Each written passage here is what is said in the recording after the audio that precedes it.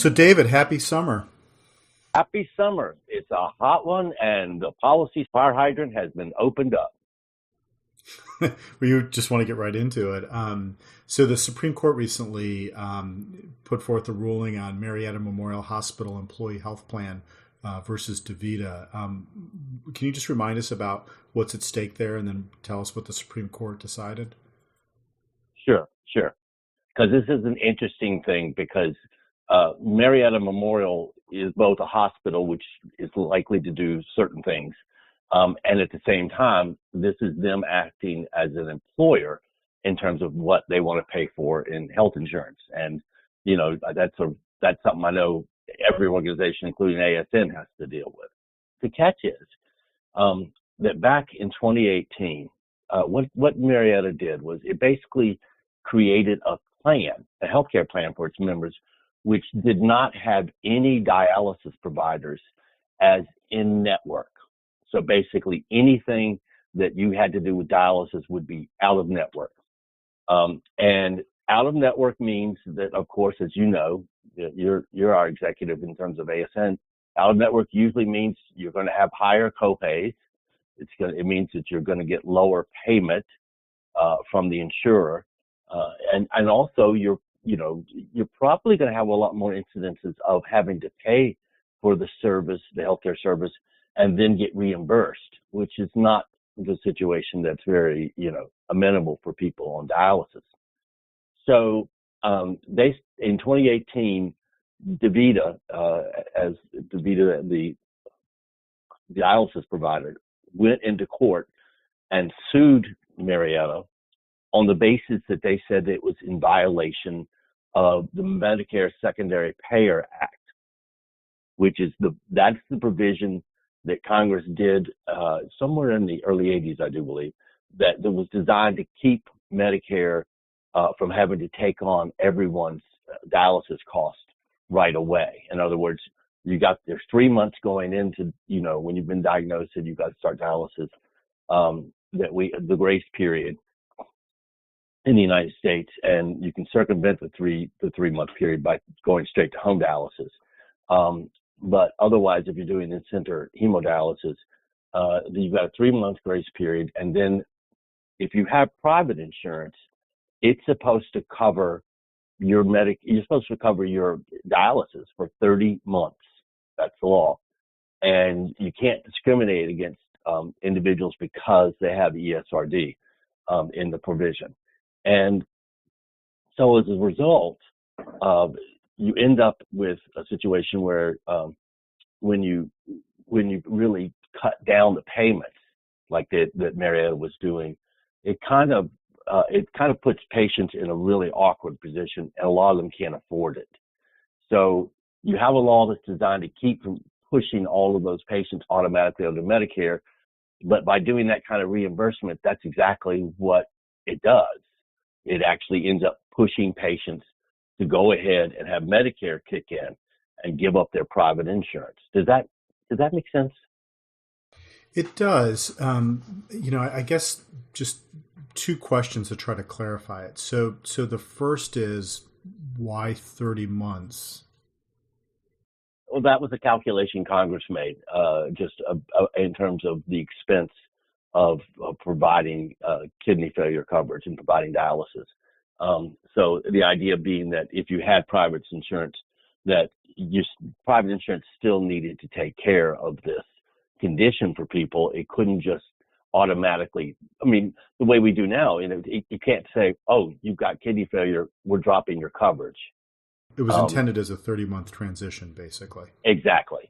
If you ended up getting a transplant, that conceivably could have happened within 30 months. Today's wait times are not as likely to make that happen all the time, but it is possible, particularly if you've got a donor, a living donor lined up. And so the idea being that you just couldn't dump all of your ESRD patients onto Medicare at the drop of a hat. That's the way Congress had designed the system. So the other thing that we've talked a lot about has been the increased use of Medicare Advantage to cover people on dialysis. How does that relate to this Supreme Court case and then ultimately the decision?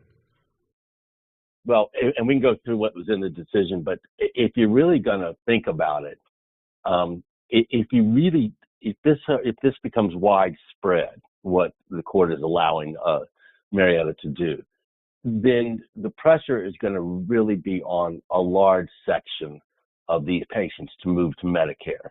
And when they move to Medicare, they're going to be looking at whether they want to do Medicare fee-for-service or Medicare Advantage.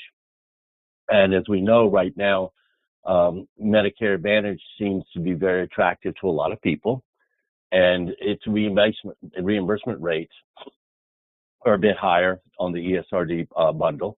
And so you're likely to get a lot of people moved into Medicare Advantage.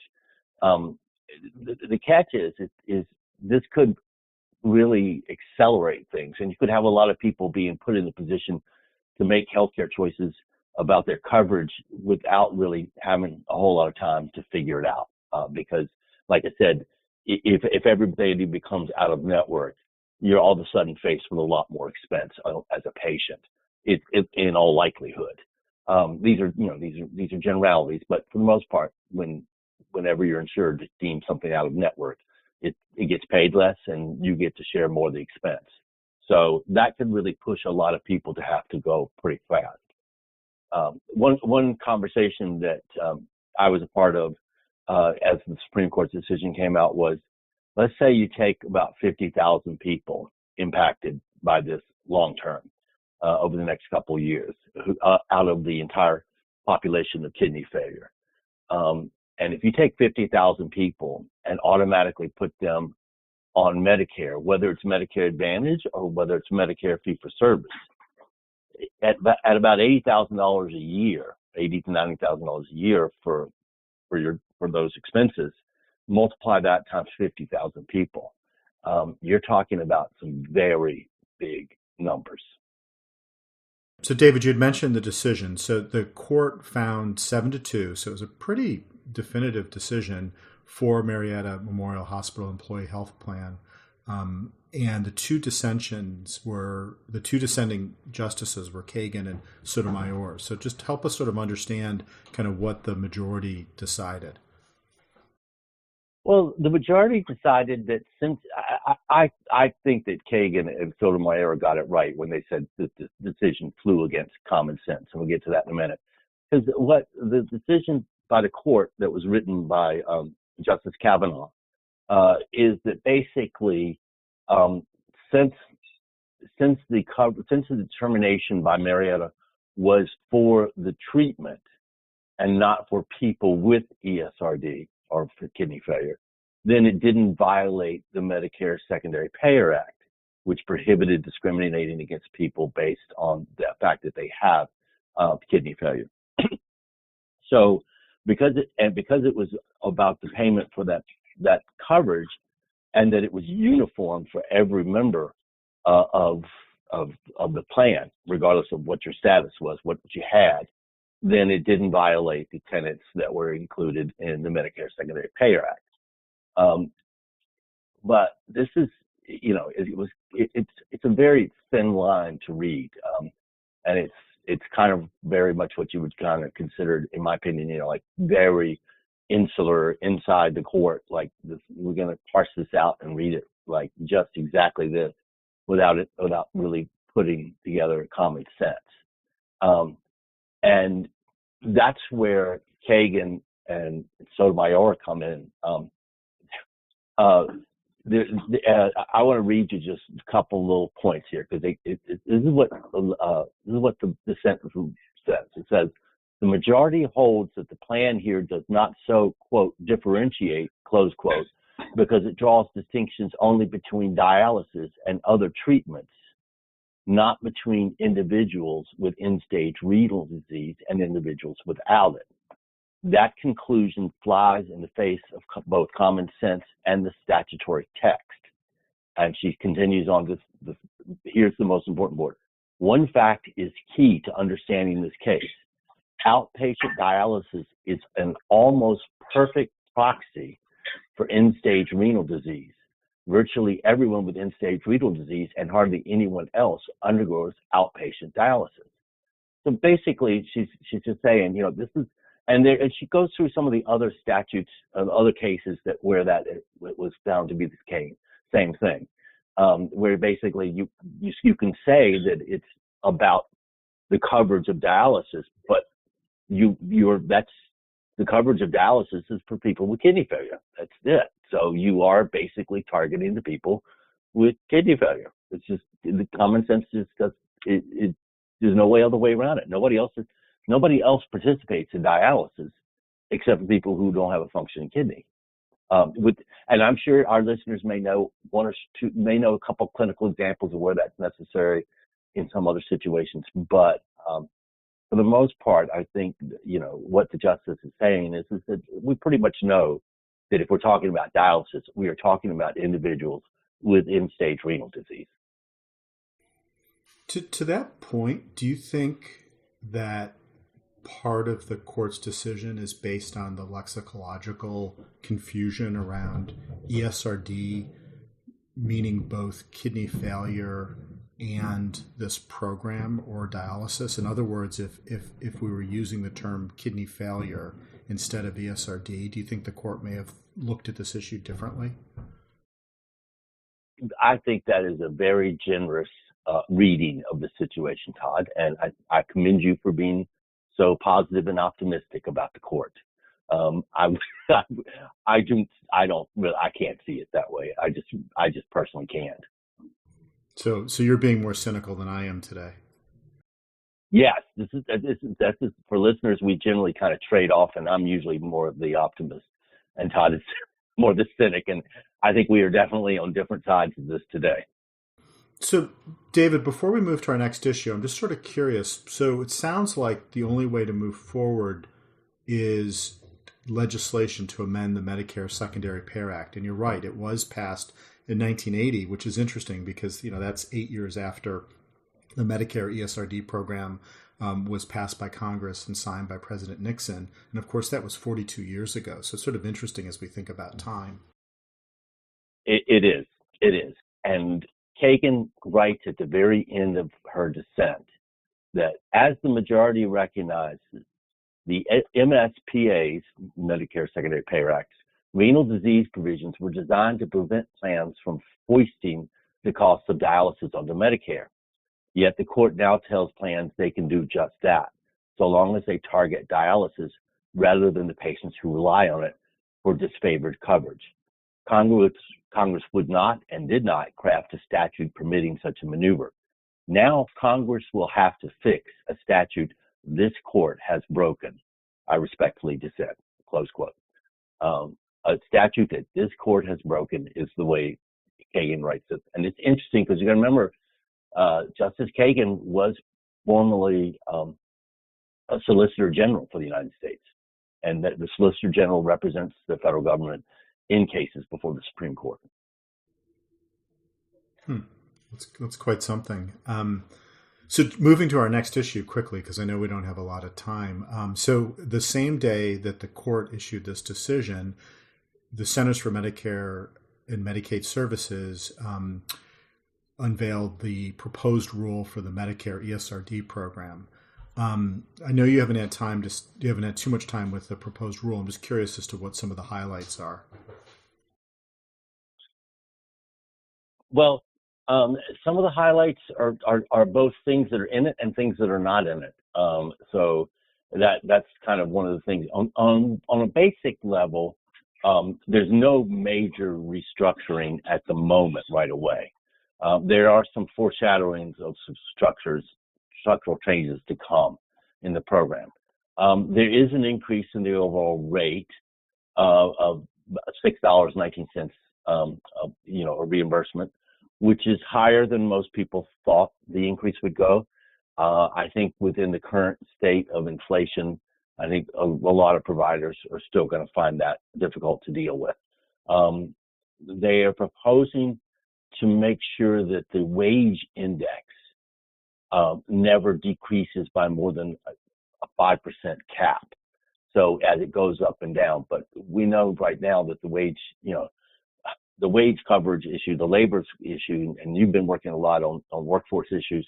I know, Todd, and it's just a bear right now financially for any healthcare organizations, and for that matter, almost any businesses in the United States right now, to deal with just a white hot job market, as someone described it the other day. So wages are very, very much on the increase. So exactly how much that will help, I'm not really sure. But I know we're going to be seeing a little bit more of it. There's some changes. There's going to be a change in the definition of functional for the oral only drugs that starts in January 2025. And basically what that'll mean is, in order for an oral drug to be covered, it'll need to be functionally the only thing available. There's not something else available. So that's been a long going conversation as to whether we would end up taking oral only drugs out of the bundle. And I think that CMS is trying to move in that direction. So we'll have to see exactly what it says. They wrote specifically under the proposed definition, an oral only drug would be a drug or biological product with no injectionable functional equivalent or other form of administration other than an oral form. So we'll have to see how that plays out, for patients as well. So there are other adjustments in the functional categories. And the functional categories really make a big difference when you talk about the pass-through payments for drugs under TDAPA and so forth, because they're basically saying, is there something that's already there in the functional categories? So I have not had a chance to dive into that too deeply, but it's on my list of things to really go through. So you've described what's in there. So what's not in there? Oh, let me add one more thing in there. There are going to be steps to prevent large penalties in the QIP because of COVID-19 factors. And the QIP is the Quality Incentive Program. Thanks. Yes, the Quality Incentive Program. That's correct. There's been an ongoing conversation within the community about whether or not the conditions for coverage for dialysis facilities, and also for how home dialysis can be provided or not provided, or how training can be done. There has been a very big discussion about whether or not they would open up the conditions for coverage through an RFI, a request for information. There are a couple of requests for information in here, but not any that apply to that. So that discussion is going to be continuing, I know, probably actively for a while now. And so we will be seeing what a lot of people in the community want to do. And like I said, the community is not completely unified on exactly what to do with that. Should it be opened? And so we shall see. Yeah, I'm a little surprised. Why do you think they didn't sort of include any language or any proposals related to the conditions for coverage? I think that they're basically saying, look, we need the community to come together a little bit more and come to an agreement on what they really want to open up the conditions of coverage to accomplish. And I think probably they're getting sitting on CMS's side, the Medicare side. They're not seeing enough agreement there to want to open it up and have a hornet's nest on their hands. Well, David, thanks. Before we close, just to summarize, tell me if I have this right. So the proposed rule has come out. You'll spend this summer working with the ASN Quality Committee, which is chaired by Scott Bieber, and other ASN leaders and staff to draft comments both from ASN, but then contribute to the different coalitions such as Kidney Care Partners that respond on behalf of the community. Those responses will go in sort of end of the summer, and then the staff at the Centers for Medicare and Medicaid Services will consider all these comments and then issue the final rule, which usually comes out kind of between Kidney Week and Thanksgiving. Do I have that right? That is correct. I would add, in addition to the KCP comments, Kidney Care Partners, also an important part of our focus will be our work within the Alliance for Home Dialysis as well. Okay. Yeah, great. I think it's really important to emphasize that everyone responds individually and collectively, and to some extent what CMS is doing is sort of seeing where there's alignment and where there's not. And I think in general, there's usually alignment on a lot of these issues, and then, they'll respond accordingly.